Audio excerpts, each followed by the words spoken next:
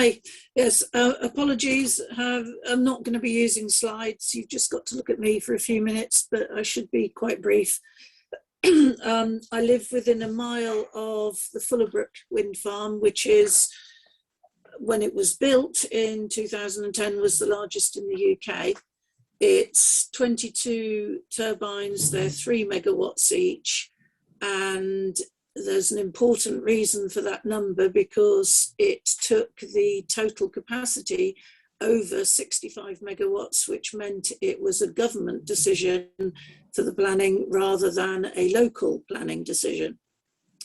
It therefore, although it met with a lot of opposition locally, it was overridden as a national infrastructure project by the Secretary of State and was given permission in 2006.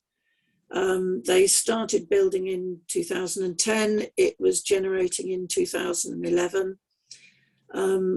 I can see all 22 turbines from the front gate of the farmhouse here.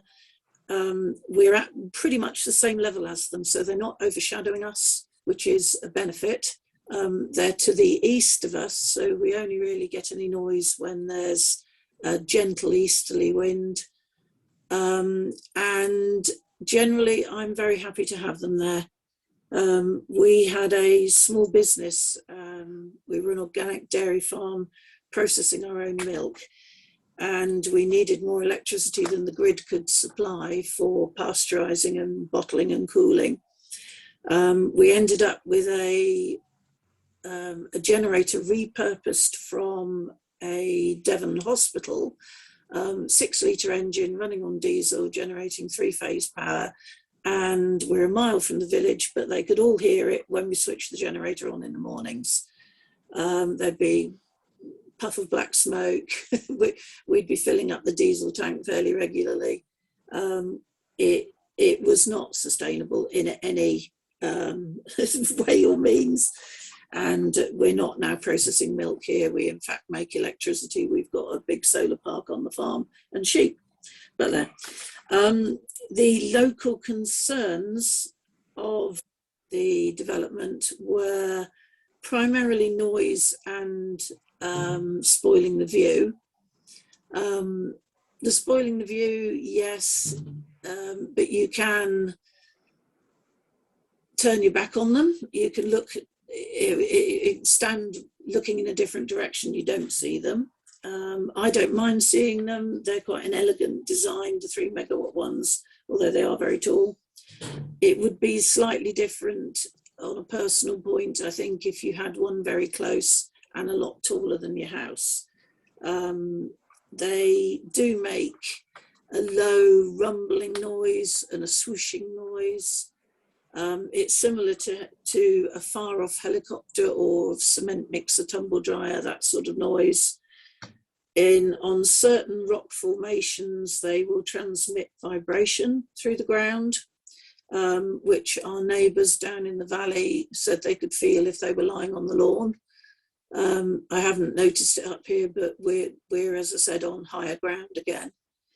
Strobing is an issue which doesn't get covered very much, which is when the sun is at a certain level in the sky, certain times of year. The effect of the blades passing between you and the sun is quite unpleasant, and up at the Mullicott Industrial Estate, that is a lot more of an issue for people on some of the industrial units, because they've got 3 separate turbines up there that it's not a part of the Fullabrook group. An odd issue, which I did communicate to the developers, was an issue of stray voltage, which only became apparent when you tried riding a horse along the road. And after 3 of us locally were thrown by our horses that suddenly leapt in the air, put 2 and 2 together and said, have you got a stray voltage problem with turbine 7, whichever one it was? And they said, we'll look into it. And it stopped. So, and another niggling issue here is that the wind farm was proposed and got planning permission by a firm called Devon Wind Power, who were then put up for sale, and the Irish government bought it. So the Irish government now operate Fullabrook. They get all the receipts from Fullabrook, which under the feed-in tariff were over 7 million a year. That's quite a few years ago. And it was a missed opportunity really for UK firms, is my take on that. There's a lot of money leaving the country and not really benefiting the locals. And I think the community benefits are going to be covered by another speaker. But I'm also a director of the Fullabrook CIC, which funds community projects. Over the 10 years we've been giving funds out, we have now £1.5 million has gone into some big projects like a village hall for Marwood and a playing field for West down to little projects supporting COVID support groups last year who were collecting prescriptions and doing shopping for local residents who were shielding. So a wide range. We get asked for a lot more than we can actually fund. And as I understand it, the funding framework for currently approved projects is about 3 times higher than was the case in 2008 when the permission was given for Fullabrook. So we would be able to do a lot more if we had funding at that level than where it is at the moment. But we still try and get it distributed to do good to as many people as possible.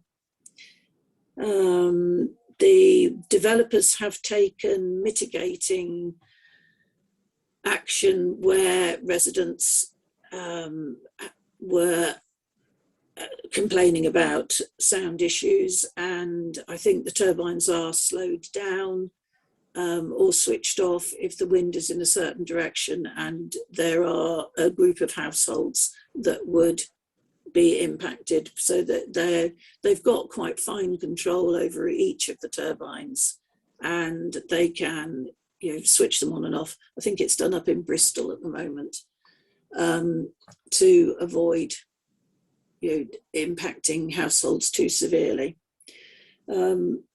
Net property values and impact on tourists were also both raised as issues, possibly in the immediate, when the wind farm was built and first operating, maybe from fear. It may have been a small impact, but it's certainly not having any impact now.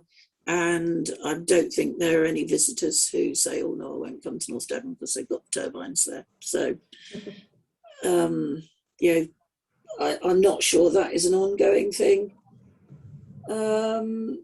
Bats and wildlife, they did a survey which was reported back to us as directors of the CIC, where they went round with a cadaver dog who searches for dead animal bodies under the turbines, and they did a 5-month survey, and the only wildlife casualty that was found within the footprint of a turbine was 1 squirrel, and I'm not sure quite. But I think that was ancillary to the turbine operation rather than caused by it. But there, hoping I've covered what you wanted there. And look, you'll have plenty of opportunity to talk to Susie more about any of the points she's raised or anything else that you want to ask her. So I think